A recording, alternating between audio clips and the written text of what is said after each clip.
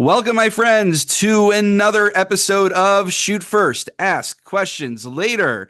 Today, we have the immense chus to be joined by Rabbi Chaim Jachter, who serves as a Rebbe at TABC, Torah Academy of Bergen County, is the Rav of Congregation Shaarei Orah, or Shaarei Orah, the Sephardic congregation of Teaneck, is a Dayan on the basin of Elizabeth, New Jersey, advises more than 60 communities throughout North America with their Eruvin, including our own here in Stamford, Connecticut. And as of, I think this was written many years ago, it says in your OU bio, the author of 9 sefarim. I think Kanina Hart's at around 19 sefarim now, including Walking the Line, Hilchos Eruvin from the sources to the streets, but so many other topics. It does not begin to cover it. You know the expression, jack of all trades, master of none. Well, Rabbi Jachter is a king of all trades, master of all. And today we are going to get but a glimpse into his upcoming work by way of the Shilos Utshuvos Atzei Besamim. It has to be a recent set of tshuvos because I see he's quoting Igros Moshe, and I am not yet familiar with it myself. So this will be, I think, an edifying experience for me, and I'm sure for our listeners as well. But as I mentioned, I know we're going to get a preview of an upcoming sefer. Maybe you want to tell us a little bit about that, and then also tell us about the Shilos Utshuvos Atzei Besamim before we jump into the topic.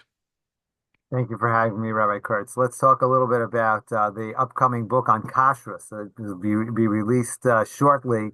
It's going to be called Kashrut Unveiled. And I think it's going to be a very exciting book that presents a lot of discussions on a very wide range of issues regarding kashrus. It's very, very practical. What you need to know to run a kosher home, but on a sophisticated level regarding a full wide range of issues, the usual milk and meat issues, alcohol, chadash, insect inspection, you name it. Slurpees and so many topics within the world of kashering, toveling. We try to really cover the full gamut of what's of a kosher home, which you need to know and to understand. And I'm not a kashrut professional, but just as a non-kashrut professional, looking at how the kashrut organizations work, it gives you, I think, a very beautiful insight into a lot of very interesting disputes that go on today. And one of the issues that we talk about in the book is chapter, a very common question, thank God, and that is Balei Tshuva. We have in our generation and a lot of Jews who are becoming religious, especially since October 7th. There's been a tremendous drive of Jews becoming religious. You know, I help a lot of college campuses with their Arabs, and the rabbis on the kashrus on the college campuses, including last night I was at Rutgers. They tell me that there's a little spark October 7th. And it has a lot of people becoming religious. So now these people becoming religious. So they're coming. So usually it's the young people that become religious, the young people that make the change. And now then they come home to their parents' house. Can they rely on their parents for the kashrus? This is a very, very, very big issue that comes up. And we have Moshe Feinstein dealt with it in the opposite situation. 1934, he had to deal with a question in communist Russia, where the children were being driven off Judaism by the communists. The communists made them hate religion. And guess who, by the way, is proven 50 years later who's completely false, completely meaningless, worthless ideology of communism. Yeah, you better watch out. They're making a resurgence in America. Com Come on, Litzlan. Rahman al-Islam. Hopefully hopefully that will be reversed. Hopefully with Hashem, we daven very hard that will be reversed here in the United States, and it will not happen. We daven very, very hard. The ta'avir memshela zadon min haaretz, and memshela zadon, the improper governments should be removed with proper leadership, with proper values and proper realistic understand dealing with reality, and not with not in a dream, living in a dream world. Don't So worry. With 2 weeks to election day, I'm not going to ask you to be more specific. Yirtz Hashem knows what the right thing is for us. We should daven that Hashem should do what the rest, the best interest is for Am Yisrael, and for the American people, for the entire world. The two go together. What's good for us, good for Am Yisrael, 100% go together. But we have to play our part too. We have to use our seichel, and not to throw our seichel in the street. We have to use our seichel and not just follow the flow. Mm-hmm. And Baruch Hashem, we have a lot of people becoming religious as a result of October 7th. So we have to deal with this issue. But it's the opposite of Moshe had to deal with in 34 with the communists were convincing the children to be not religious. So the parents are old. They can't prepare food for themselves, and they're being housed by their children. The children preparing them food. The children have no halachic credibility whatsoever because they don't keep kashrus. So can the children be trusted as far as their kashrus when they say to their parents that the food that they're giving them is kosher? So Mm-hmm. that's a not a small matter. So Rav Moshe in a landmark tshuva writes that based on the Gemara in Ksubos that the ninth parak and Daf Pei, that there are times when even a person doesn't enjoy halacha credibility. We have a concept of kimli b'gava milsahi, that even though they don't have halacha credibility, however, if you have knowledge that this person is completely reliable, the knowledge itself is sufficient upon which to rely. And we have an expansion of this tshuva and a deeper understanding of this tshuva that's provided by one of the great poskim of today. I'm glad to talk about him because he doesn't get that much airtime. He's a modest person.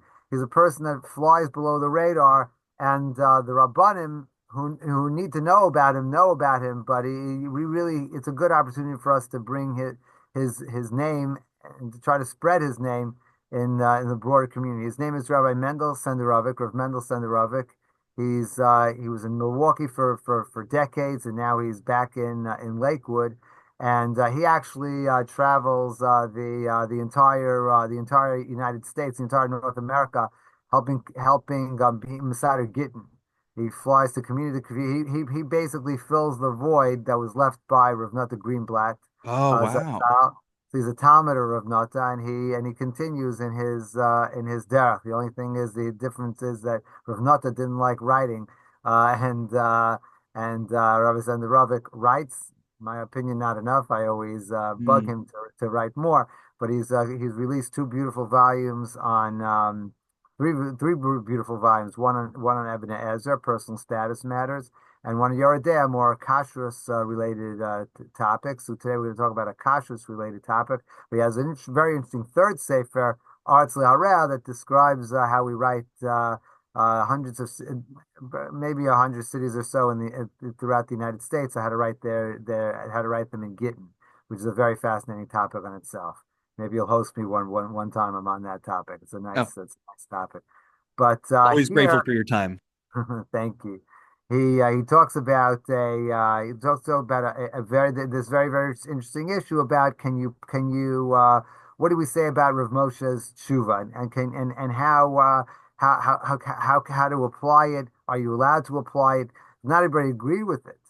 Rav Moshe Sternbach felt that Rav Moshe is basing on a Gemara in Ksubos, which applies to monetary matters, and is extrapolating it to matters of ritual, kashrus, and that's no small matter.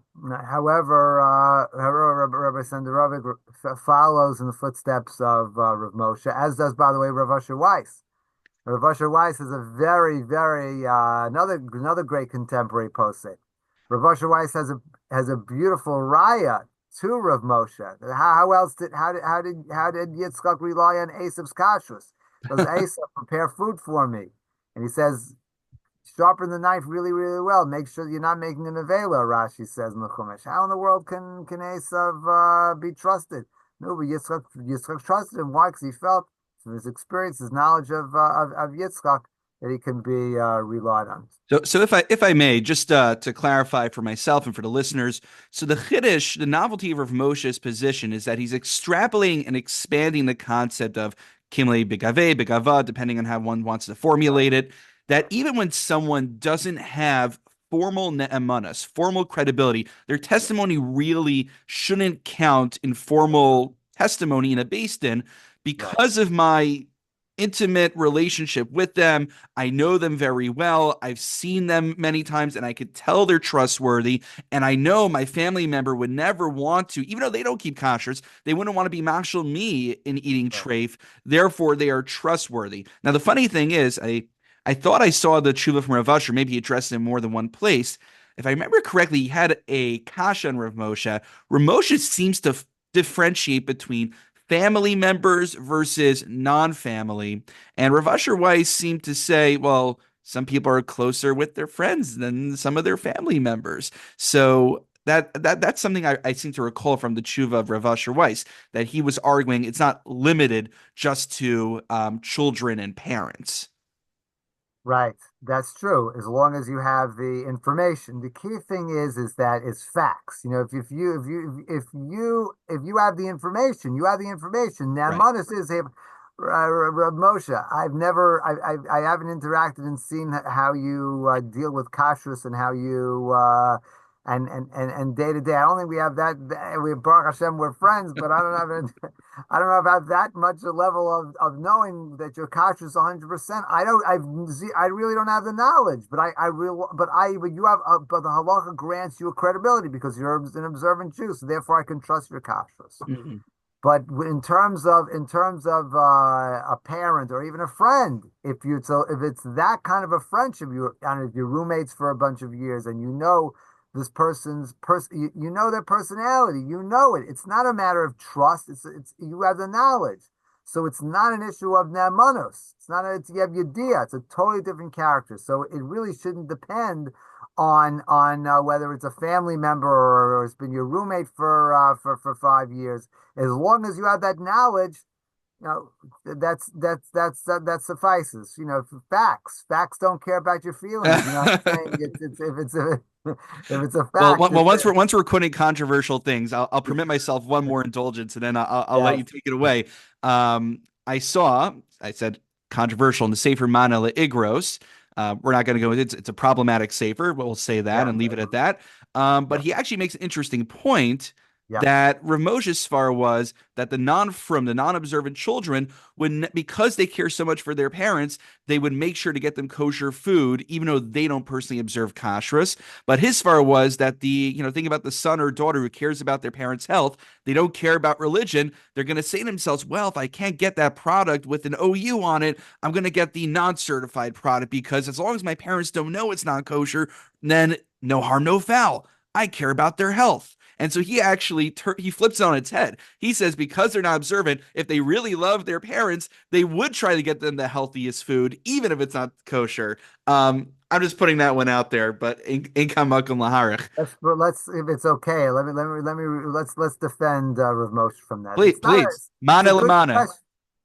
We'll be mana, yeah. But Ramosh is really right. This is because if Ramosh is saying is you have to understand the nature of the personality. That if the parents, due to experience, Mm, understand the personality, that their word is their word, they know they don't lie, then they're not going to bend the truth. They're not going to bend the truth and if they say something, they say something, and that's what we're speaking about now. And not just to say they're looking for the parents, they're looking out for the parents' best interests, but it's just a determination that this person does not lie. Uh, this is no matter what the circumstances, they're just not going to lie. Now that's the question is still a good point, but it shows you, and it's a very important point to underline that this whole idea is a little questionable. It's pushing it.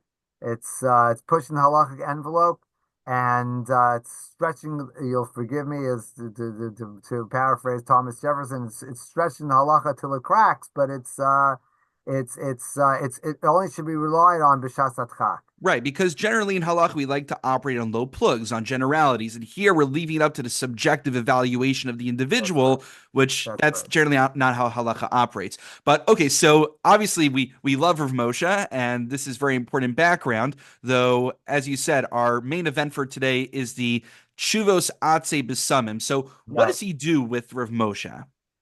So he clarifies why Rav Moshe is first of all why it's only b'shas adchak. It's not so simple how much experience you have to know. Is it the person we see that do we require to say kimli b'gav milsa? Do we say we have knowledge that this person is even willing to suffer in order to uphold their integrity? There's some opinions that go that far. So Moshe is not making that kind of requirement. And then you have the tradition from the Rif that's followed in the Shulchan Aruch that Kimli B'Gaval Milsa he is no longer to be relied upon. Yet it's still Rav Moshe is relying on it. He said, well, that limitation is only for monetary, but for matters, but for ritual matters, we can rely on it even today. So these things are questionable, and these judgments are questionable. But the big issue that Rabbi Senderovich deals with, and it's a very common issue, was okay. Well, how far can we take this? Mm, Well, I have religious parents. I'm sorry. Let's say I have some about Shuvah, so they say they feel I can rely on my parents. I know they don't lie. They're not going to lie. They're truthful people. I grew up with them, lived in their house with them. I know they will not lie. They just won't. So okay, so how can I transfer that over? Let's say that this Baal Tshuva gets married. So now what about to his wife? What about he wants to bring his friends over? How far can you transfer it?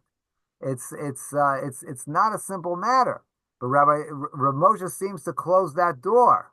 mm. However, Rav Senderovich seems to open it a little bit, dealing with the Gemara at the end of the first parak of Maseches Beitza, where he seems to open it up to the possibility. Well, maybe there is what to talk about. Maybe there is some flexibility. Wow. So those are very important points. So the first point was that Rav Moshe seems to understand Kimle Begave as simply just you're aware, you've seen the person many times and they are trustworthy. And the Chuvas Atzi Besamim, Rav Senderovig is making the argument that it's not just sufficient to see that they are willing to accommodate you on many occasions, but they have to be willing to inconvenience themselves and even sacrifice. And that's the real testament to the well, yeah, I guess testimony, the real testament to the fact that they are willing to actually be a neman for you, that they're Yeah. actually credible in your relationship. So that's an important point. So what else? He expands, as you said, not just to family, but to other people as well. So what does this mean for the Baal Tshuva nowadays? Well, the Baal Tshuva can expand it to a spouse, maybe to he has friends that are coming over, maybe, but it's got to be it really has to be b'shas adchak. Well, the spouse part, I don't think is as much of a novelty to his tshuva because I think even Ramosh himself and other contemporaries they deal with the question about a spouse who's not observant, whether you could trust her to go to the mikvah, whether Right. she's keeping taras mishpacha. Yeah, because you know the spouse. But that's true. But you can make an assessment of your spouse. That's right in the Gemara that Rebbe made an assessment of his wife that she could be that she could be trusted in regarding to monetary matters, even though she's halachically, technically speaking, Mhm. not a valid witness. So one could say they can rely on someone who's technically not a valid does is not a does not have halachic credibility. But the question is now, okay, this Baal Tshuva knows his parents, grew up with the parents, but now he's recently married, and he wants to bring his wife over to his parents for a yontif, for a Shabbos, or for a Thanksgiving meal. Mm. Is can they can the new wife, can the new daughter, can the new husband, can they rely on her parents? Or the Baal Tshuva, the Baal Tshuva. Ah. That's really the question. It's not about knowledge of the spouse. It's a spouse relying on their partners assessment, the life partner's assessment of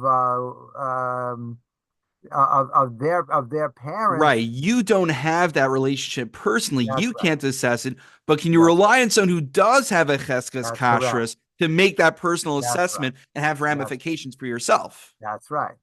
That's right. And that's no small matter. And that already might be a shasatchak. Because there's to just be very brief about it, the Gemara in Beitza, the Gemara in Beis Daf on Yudal and Beis speaks about that Mar Shmuel relied on the slaves in his family to rely on let's to make it simple to rely on their kashrus. But Rav Papi, who was visiting Mar Shmuel, didn't want to rely on it because he felt, well, you can't transfer it from Mar Shmuel to himself. Mar Shmuel knows the slaves directly. He has that knowledge of them. He doesn't, Rav Papi, so it's non-transferable. And now the Chassam Sofer says, you see from here that you can't transfer. But Rabbi Sandarov, in a very bold move, says, whoa, 1 second. The Chassam Sofer is based on Shidduch Betzos quoting the Ritva. But if you look in the Ritva himself, the Ritva himself says that Rav Papi didn't rely on Rav Shmuel lifnim Asher Sadin, Oh, beyond the halacha, beyond the halacha requirements. So then the question becomes, what's the baseline halacha requirements? And that's a big question. So that a new spouse, can rely on the in-laws, the non-religious in-laws kashrus. That could be a shasat. That's no small matter. right. And so maybe because if it's fundamentally it's mikra din that it's one could rely on it, and one could choose in a case maybe rely on a case shasat chak, not to have to require the lifnim mishur sadin. Right. And so a point I keep returning to that I wonder about is the expansion from the familial circles to friend circles. And I mean, this is something that can happen in many modern Orthodox communities, particularly, especially once you, I guess, get more out of Teaneck and more out of town, where you'll have a range of observance levels. And, what does this mean for, let's say, someone who may not be nizhar, may not be careful about keeping one area of halacha? But they claim that they keep a kosher kitchen. And I'll make it an even starker contrast, because I think the Shulchan Aruch explicitly calls out someone who's Mechal Shabbos Befarhesia, that they lose all their nemanas. But they claim that they keep a kosher kitchen. So, and you know them to be trustworthy, and they want to be machshel you. So what are the implications for community members? It's important for people to be able to dine at each other's houses. It keeps communal cohesion. Does that factor into the analysis at all? Yeah, these are rough questions. Of course, rabbi in every community has to deal with this, but I think it really comes down to just remembering what Rav Moshe says and Rabbi Sandarovic emphasizes, that we're dealing here with a shasat chak. This is not something that should become a lechatchila. It's something that is the shasat chak. So it's not so simple to say that someone who is a machal Shabbos, you can rely on their kashrus. If it's something of someone who keeps a baseline kashrus, and you're more strict, you can rely on you can rely on their kashrus. Somebody who is strict about Chalav Yisrael. They could even add somebody who's lenient about Chalav Yisrael. They can, because the people who are lenient on Chalav Yisrael, such as myself, can be believed when they say, no, I know you're strict, so I'm going to serve only Chalav Yisrael for you. So So I saw this is in one of the later volumes. I wasn't going to bring it in, but you just led me into it.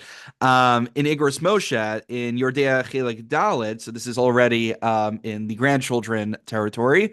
So Ramosha reportedly poskin that we're talking about people who are coming straight up Bali Tshuva, but there is a subset of this case which I think emerges probably from the Teaneck community where you are, and a little bit of my own as well, of the kid coming from an ostensibly Orthodox family, but they what we call flip out. And then they take on, like you said, Chalav Yisrael. They take on more machmir positions. And Ramosha, I think I have the language over here. He says, Hachumra shematimim lebal nefesh einam nechutzim o matimim be'emes l'shar anashim.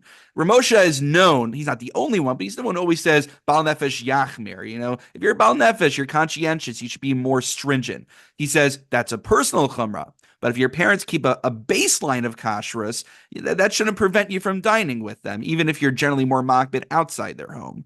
I'm glad you brought this up because this is a very big question that comes up.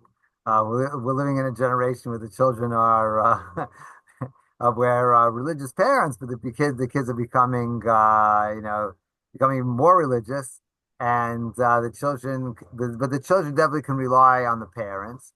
So that's for sure. That's not a controversial point. People they keep conscious, they take it seriously. They take it very, very seriously, make a lot of sacrifices to do it. Okay, they don't take a chumrah, but they definitely a ne'eman ro'av. Rabbi Yosef writes this straight on the Shulchan Aruch in Siman Kuf Yutes. That those who are making this is nothing new. This is something you had in the time of the Shulchan Aruch. Please forgive my lawnmower guys here in the background. But they despite that, I'll try to speak nice and loudly over my lawnmower. Try to speak over my lawnmower guys here. So if I may, just as we're drawing to a close, Okay. what we'll do is, as we're drawing to a close, is there anything else you want us to know about the Responsa Atzei Besamim, about Rabbi Sinderovic, or I don't know if it's pronounced Sinderovic. I'm just looking at the Hebrew over here, and about this general topic you'd like to leave our listeners with. Okay, now I think I'm back on here with I my hear you. guys. You're good. Keep going. With my guys getting off. Oh, You okay, have some percussion, but you can keep going for it. okay. All right. Well, it's good to have a beat in the background, but it's important really that both sides have a flexibility with each other. The parents should also understand about the children. The parents have children to be more machmir. The parent and I'm speaking from experience, not drawing my 30 years as a Rebbe in TABC, that parents should have flexibility with the children as well. That children becoming more machmir. Okay, they want to be more machmir. They're very machmir. There's nothing wrong with it. I have children of mine that wear payas, and okay, I don't wear payas, but they wear payas. The rule in my house is that as long as what you're doing is not against the Shulchan Aruch, it's it's not illegal and it doesn't hurt anybody. You do whatever you want. If they want to wear payas, they wear payas. They want to keep Kol Yisrael, they keep Kol Yisrael. They want to keep Yashin, keep Yashin. Now, but just the rule just work with us. The parents have to be flexible with the children as well. Let the children go follow, as long as they're following the Shulchan Aruch, and then as long as they're being right, let them go, let have that flexibility. But the respect works both ways. The parents, the children, the parents, the children have to understand the parents have a nam on us, and they can definitely rely on them. That's an important that's a very, very important point to emphasize, So I especially for think, this generation. It's a good problem to have. yeah, and I think that's an important point, that there has to be mutual respect. It needs to go both ways. The child who might be coming from her needs to understand that his parents might not be ready to make that jump, and he has to, work with them while, of course, not compromising the integrity of the baseline expectation of Right. kashrus. That's right. And the parents understanding, especially like, I don't know, you sent your kid to a Jewish school, you sent them to yeshiva for yeshiva education. They learned something after that. They Yeah, should understand that they're making use of the tuition dollars. that's right. So that's something important as well. So Yeah. Rabbi Jachter, I want to thank you so much for your time and for your knowledge and for your guidance in so many areas of halacha. I'm sure our listeners will very much enjoy this as soon as it's published. And I want to wish you and your mishpacha, your kahila, a good moed. Good Moed and enjoy Yontif. It should be lots of bracha for you, your whole family, all of Stanford, and for all of Am Yisrael. Amen.